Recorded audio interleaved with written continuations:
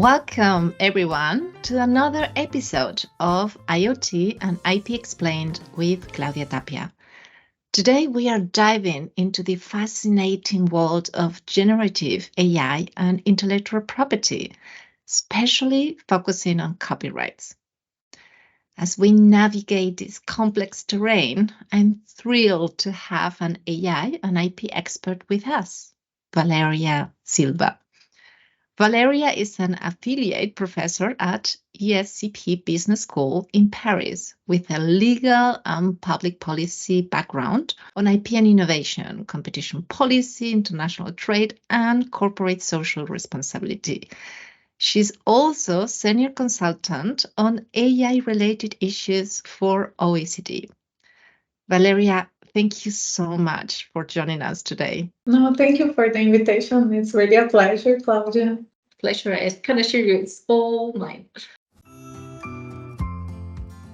Before we dive into the copyright considerations, let's set the stage.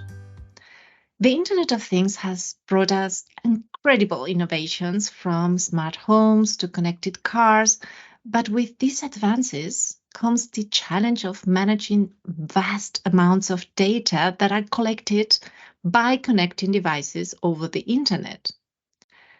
Did you know that by 2025, IoT devices are expected to generate a breathtaking 80 zettabytes of data? That's around 1 trillion gigabytes. A lot of data. AI plays a crucial role in interpreting the colossal amount of data collected by IoT devices. For instance, it can make real-time decisions based on data collected from sensors in smart cars, such as apply brakes when another car is dangerously close. AI has evolved rapidly, enabling computers to analyze images, recognize faces, understand human language, and more. But have you ever wondered where companies get the content to train their AI systems? Well, that's precisely what we are exploring today. Valeria, let's start with the basics. In our first episode, we touched on copyrights with Professor Adam Mossoff, explaining that copyrights are the rights creators have over their literary and artistic works, such as novels, poems, films, databases. And actually, one thing that many people don't know about is that also for software, which is used for many, well, now for the digital transition is really important, but software in many jurisdictions is protected under copyright. That's true. Today, we will explore why copyrights are especially significant in the context of AI. And before we dive in, let's clarify what generative AI is. So thank you for the question. When we talk about the generative AI, we are actually talking about AI systems that create new content. So it can be a text, it can be a video, it can be an image, audio, but it's always based on their training data, and it's always in response to a prompt. A prompt. I think most of the people might know what it is, but maybe others don't. So what is a prompt? So the prompt is the instructions that you give to a computer system, and it can be either written or spoken. For example, let's imagine we want to have a picture, and we give the instruction, create a picture of a woman in black dress with a red umbrella. Yeah, with a yellow background or yellow and green background. It can be if you want to have a visual output. It can be, please give me the 5 key points of this theory of harm, for example. So those are examples of prompt. Yes, a summary of a court decision. Yeah. One of the issues that I hear more when I'm talking to professors is the fact that they don't know what the students created was really something that they created, but that they used AI. That is currently a big issue in the universities, is how to know whether even the work that the students are preparing, whether in group or individual work, or whether their exams are being actually prepared by themselves, or if they are actually using ChatGPT or another LLM to provide them some answers that we would expect them to provide, and analysis as well. Yes, I hearing that increasingly we are having more and more oral exams.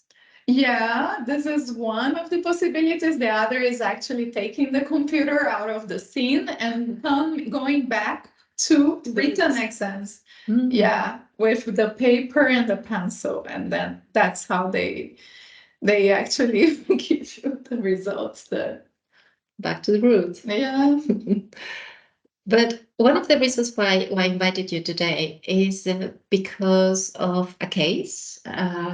It's called the Book3 case, which I thought it was very interesting. And maybe you could share with us what is this about and what is the link with generative AI, which problems you can see. But let's start with the basics. Okay, so what is this Book3? Yeah, so this is like something that came out fairly recent. So in August 2023, there were about 183,000 literary works that were actually copied by a website, and then they were used to train the LLMs by different companies. So they were actually the source of training, and the content was used without the knowledge of the authors. So you have authors, even Stephen King, for example, was one of them, that had no idea that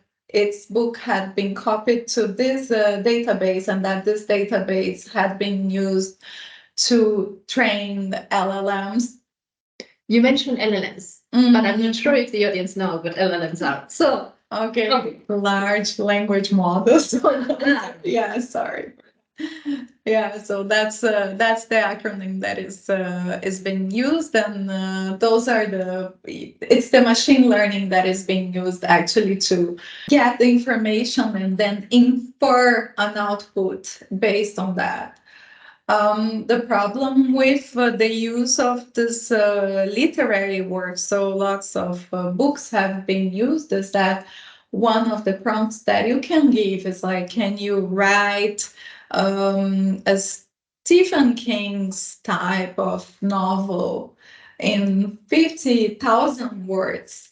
And then as a result, you can get a completely new novel that has been produced by an LLM, but without the knowledge of the author, and actually violating its original style and language, and the author will not be remunerated for that, and was not remunerated for the training either at the first place.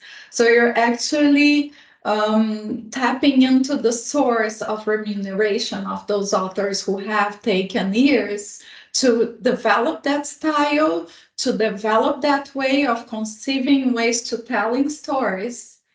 Because now you can use an AI that will do something very similar without having paid those authors for the use of their style. Wow. Yeah. So let's imagine that I'm a researcher. I spent years doing research for technologies that might be used in the future for IoT. I have a book which I protect. I have then copyright protection. And the content of my book is now uploaded in this website. I understand it's Book3. Yeah. We don't want to do publicity, but it is the website in case. And then we have companies like Meta or ChatGPT that basically take the information which is actually illegal, to train their AI systems, and I don't get any remuneration at all. Yeah, so this is the issue that has been now taken to the courts in the US by several authors in collective actions lawsuits. So you have at least two in California against Meta.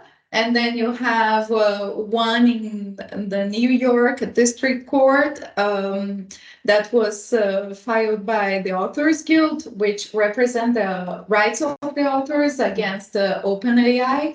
And they are just like brand new lawsuits. So we have to wait and see what's being, how the cases will be decided. But it's exactly this problem. One, they were not aware of the use of their work. They were not requested to actually grant permission for their work to be used, and two, they were not remunerated for that use. So those are the issues that are coming up. But people think that this is a new issue because the issue is like how to prevent this technology from violating those rights. And this generates lots of questions. It's like one of the questions is the existing copyright system enough?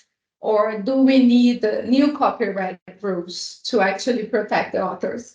And another question is exactly how to balance the need for data against the respect for the rights of these authors. And even though you can think that this is a new issue, we have seen that in the past with the use of Napster, when you had a completely new software that was collecting music and transferring from one computer of one individual directly to the other, also without paying copyright. And then you saw in the US that the Metallica actually filed a lawsuit against Napster, and it ended up shutting down the platform. Yeah, exactly. And they had to pay around 26 million US dollars as a compensation for this violation.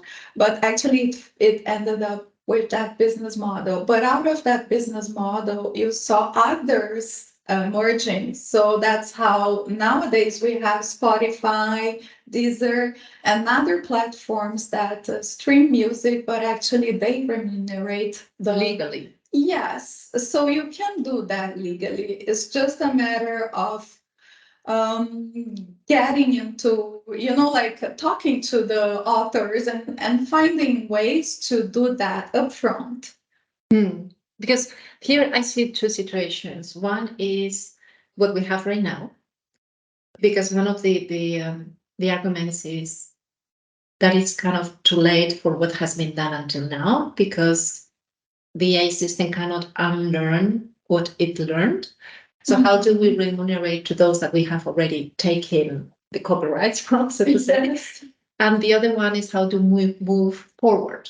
So I think that in the example, it will help from now on make sure that you only add as a platform information that you know that is legally obtained, and that before you add content which is protected by any IP, that you negotiate that eventually also with associations, not necessarily go musicians after musician. Yeah. What do we do with what has been done so far, the fact that we cannot unlearn?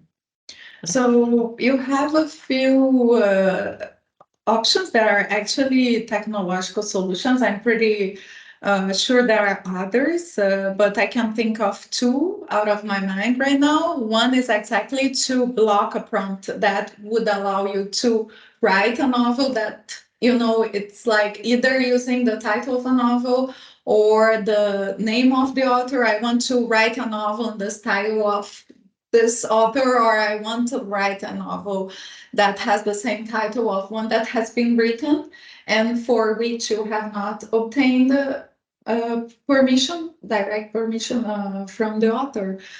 So this is a way, like just a block prompts like that. It has been done by ChatGPT.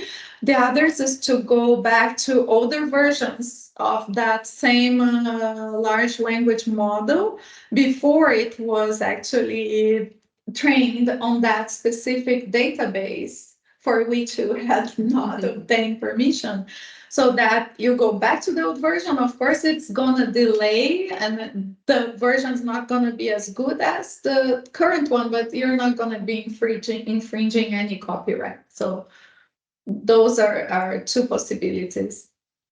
What would you say to those that are saying that in this case, copyrights are kind of harming innovation?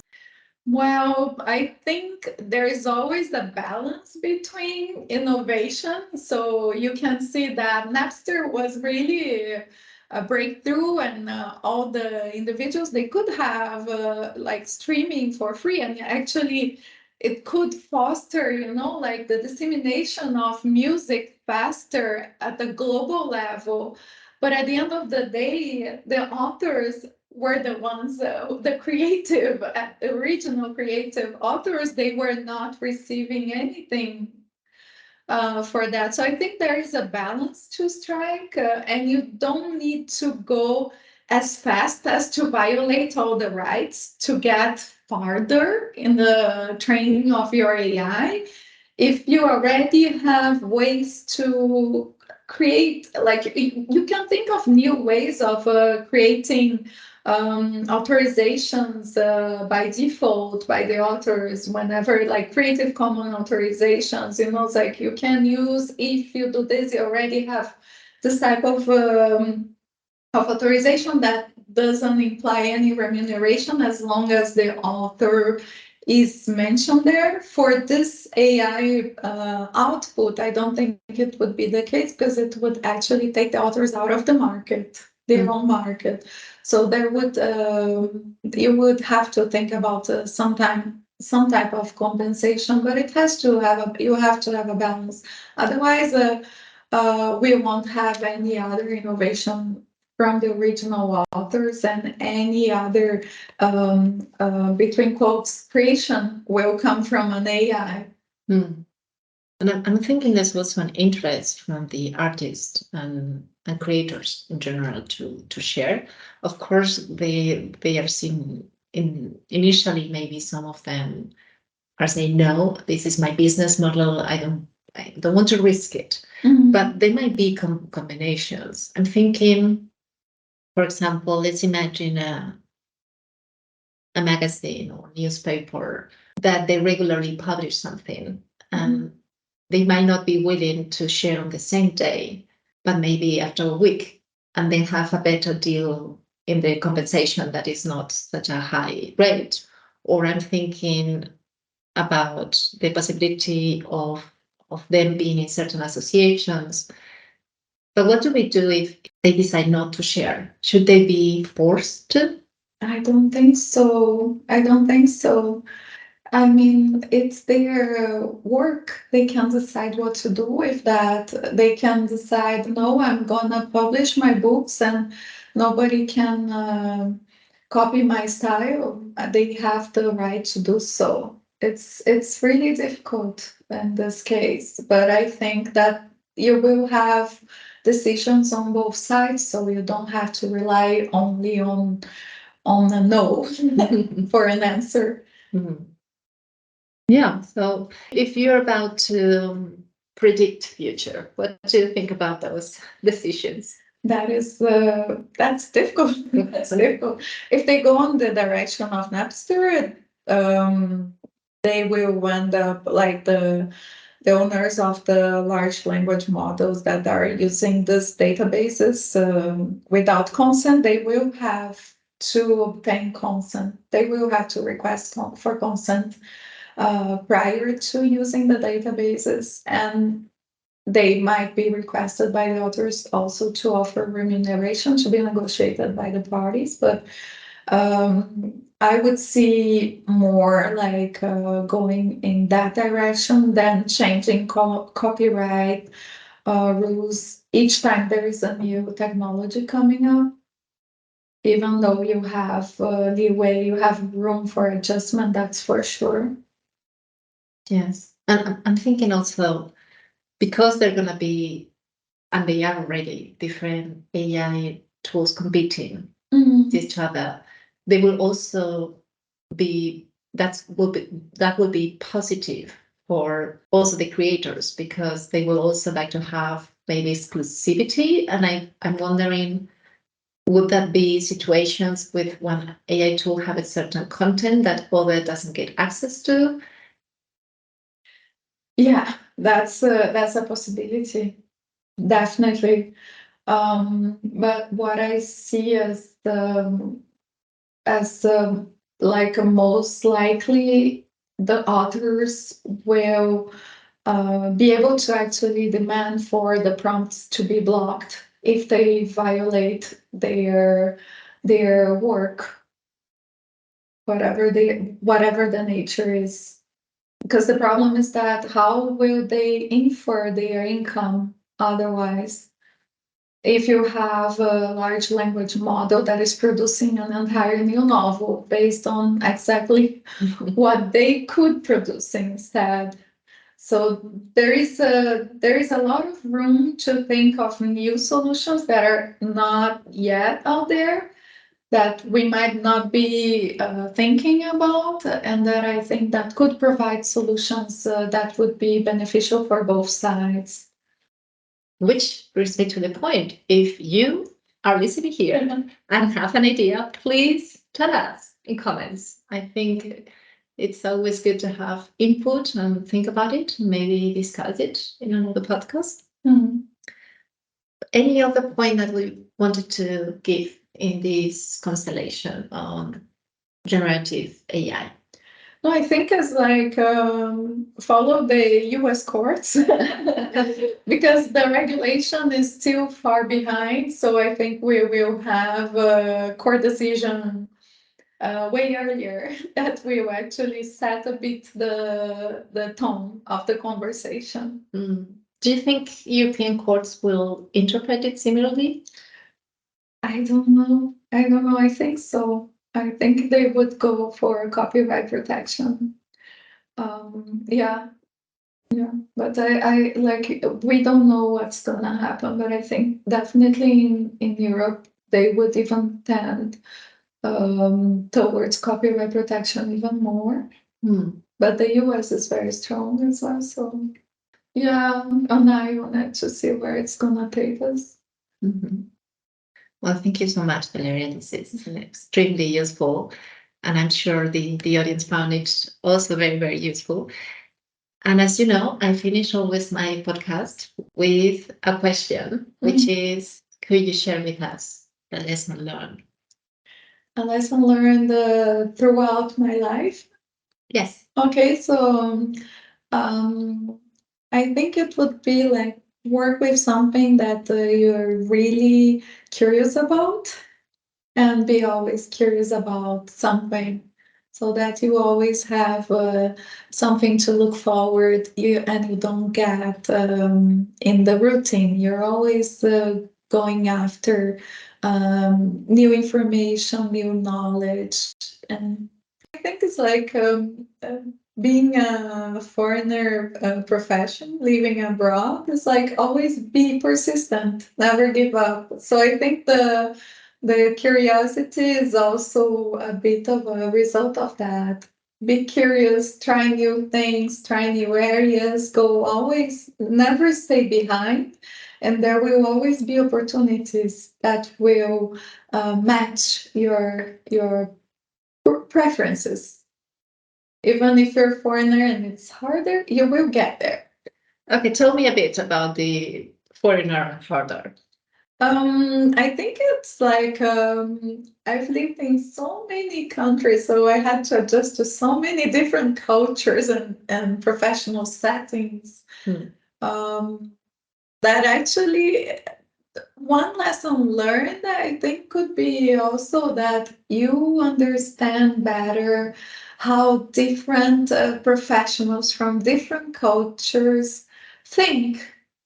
and how they express themselves as well. So I think it's a very nice lesson to learn, because then you understand different cultures and you appreciate the differences as well. Exactly. You can also learn from many of those. Yeah. Again, thank you so much for taking the time. Thank you for this invitation. It was really a pleasure. And to our fantastic audience, thank you for staying with us. We've learned today that AI can generate various types of content. This can be text, such as ChatGPT or Jasper, images like Midjourney or DALL-E, audio like Morph, or synthetic data like Snowflake. And these systems learn from training data, and here lies the challenge. What happens with part of this data is protected by copyrights? We learned today using copyrighted books for AI training in the US might be considered fair use or copyright infringement. So stay tuned for developments in cases like Book3, and let me know your thoughts on the topic and or this podcast. As always, your feedback is most welcome. You can reach us on LinkedIn at Claudia-Tapia or via email at ipwithclaudiatapia@hotmail.com. Connected, we go further.